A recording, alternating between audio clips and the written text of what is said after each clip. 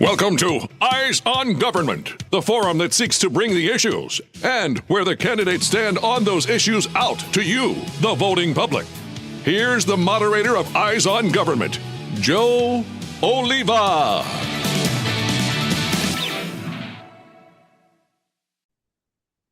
Dinah Kilgore is the director of the El Paso Central Appraisal District and has been so for some time. Dinah, thank you so much for joining us today. Thank you for having me. Dinah, could you please tell us just a little bit about yourself, how long you have been the director of the El Paso Central Appraisal District? All right. Well, I've been the director since 2010. Before that, I was the assistant director. I was an analyst. I started working in this field back before appraisal districts were even formed. And they were formed in 1979, and I worked at the city tax office. So I have quite a few years of experience in this. You know this from the ground level up. So there's no aspect of it that you don't know. Oh my goodness. Yes, sir. Right. Taxes are one of the most common complaints that people have about government, and yet it's amazing how little we actually know about taxes and property taxes, how they're figured. Could you tell us, please, who is it that decides what our property value is? Okay, let me do some clarifications. So the appraisal district deals with property values, and we go by state law. State legislators are the ones who set up the rules and the laws that we have to follow, them and the comptroller's office. So every county in the state of Texas has an appraisal district, and we have to appraise property as of January 1 based on the market value. What is it selling in the market? What are the rents for commercial properties in the markets? What are the general expenses? So we have to look at market information. Now, the tax part of it, that's where the different entities, your cities, your county, your schools, that's where they come in and they'll start having what they call tax rate hearings, usually start sometime in July or August, and they'll have meetings and they'll open it up to the public to talk about what kind of a rate that they're going to place for the taxes that go out from those entities.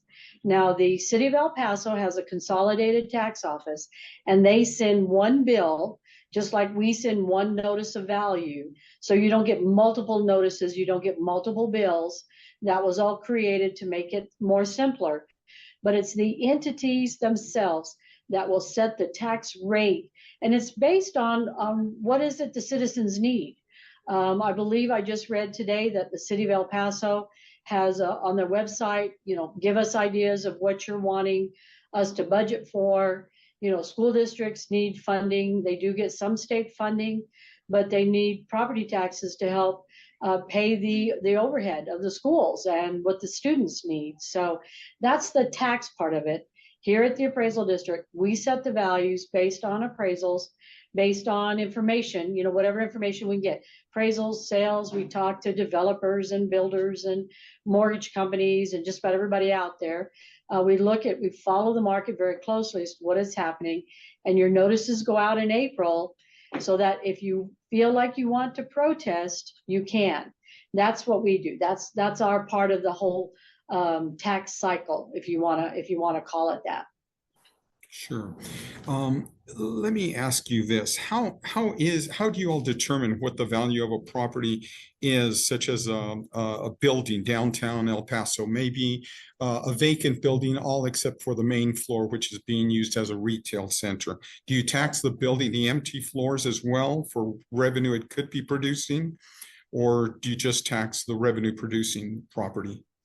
Well, it's really funny. We look at all different approaches to value. There's 3 approaches to value. We follow the uniform standards of professional appraisal practices, just like a fee appraiser, just like anybody else in the country and in the world, and of course, tax law. So what we do is we look at the properties, a building. Is it occupied? Is it not? What would it cost to fix that building? What did it cost originally? So that's cost approach. What kind of condition is it in? On the income approach, what kind of rents are they charging? What kind of expenses do they have? If they were to put it on the market, what kind of repairs, what would they have to do? So on a lot of that, then that's where we go to the owners and hope that they will give us some information. A lot of times on a building that has floors that are not being used upstairs, we will take the whole square footage, but if they're only renting out the bottom, we're going to separate that part out and look at what the income would be. What are they getting in the rents? So it's kind of a multitude of different valuation processes when you have unique properties that have very unusual circumstances. We are under tax code, tax law, we have to appraise at mass appraisal. So we have to look at properties as a category. So we will categorize a property, we'll look at it within its location, and we'll come up with some information on say a price per square foot that we can apply across the board to similar properties within the same neighborhood. There are always outliers, properties that are too low or too high, and we try to be in the median on those. Let me just ask you That's this. why it's very important for protests. Yeah, is there any incentive for somebody that owns, say, a downtown property that's been vacant for a number of years and frankly doesn't help the downtown area because it doesn't look very attractive with broken windows and whatnot? Is there any incentive to get this property up and running and corrected instead of being left? I would say definitely, because if you can fix up a property, then instead of just leasing out one floor, the bottom floor, you can lease out other floors. So you can generate, better income and fix a nicer property and bring a group of clientele. We've seen that in some of the downtown buildings that have come in and they've refurbished them. They brought them up to code. What happens with a lot of properties that are boarded up is they're no longer up to code. They don't have the fire codes. They don't have the safety. And what's the incentive to correct that? So the incentive is they'd be able to lease it and generate more income.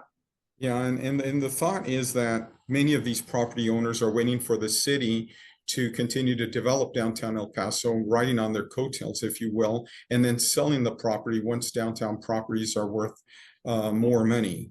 But never repairing those buildings and just leaving them boarded up until they do so. And I'm not going to be able to get into that because I really don't know what they do. Okay. All I can tell you is by tax code, we have to appraise the property as it is as of January 1. So if it's in bad repair, even if we know that within 2-3 years they're going to fix it, I can't do anything about that. Correct. I can only appraise as of January 1, using the information from the prior year. Now, my next question was, and you've answered it, how often can the CAD or the Central Appraisal District revalue my property? And because a lot of us and a lot of people, a lot of public and business people hire expensive tax people to go in and negotiate with your offices on value. And they charge us a fee, maybe 30 to 50%. And then the following year, the property is revalued once again at the high rate, and we have to pay these people again to go in and dispute and argue on our behalf. Is this correct? Let me tell you a couple of things about that. Now, remember, we have to appraise as of January 1, and if the market has changed, we have to abide by the market. We have to appraise at what the market is. So if rents are going up, or rents are going down, expenses, same thing for, say, a commercial building. For residential, we're still seeing a very strong market here in El Paso County and in the state of Texas. So as the market continues to go up and be very healthy, we have to follow that. Now, property owners can come in on their own and file their protest and give us their information. When you hire somebody that comes in, sometimes they bring in the information and sometimes they don't. They'll go before the appraisal review board instead of an individual appraiser. And if the appraisal review board makes an adjustment and it's not quantified or qualified to make that adjustment, then by law, we have to go in the next year and put it at what we feel like based on our information is the market.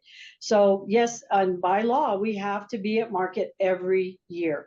So when the market's changing or when we see clear and convincing evidence that the value is too low, we have to appraise.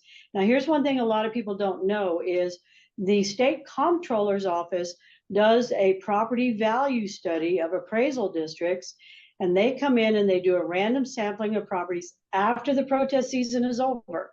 They'll be doing that this year.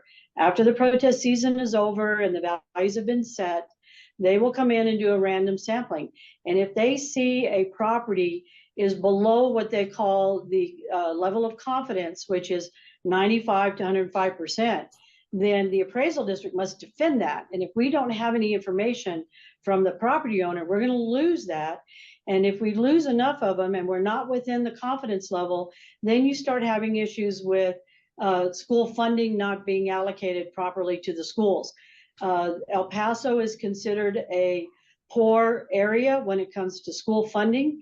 And so whatever they set is the price per student that a school district is to get. If we don't meet that, then the state is supposed to come in, school funding, and meet that. But if they see that we're not at market value, they could restrict that kind of funding. So being at market value is very important. And if we find from year to year that we're not, we have to reappraise. It's state law.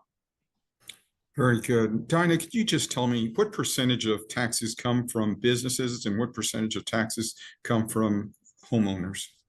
You know, I can't tell you taxes, okay? Because again, we don't deal with taxes.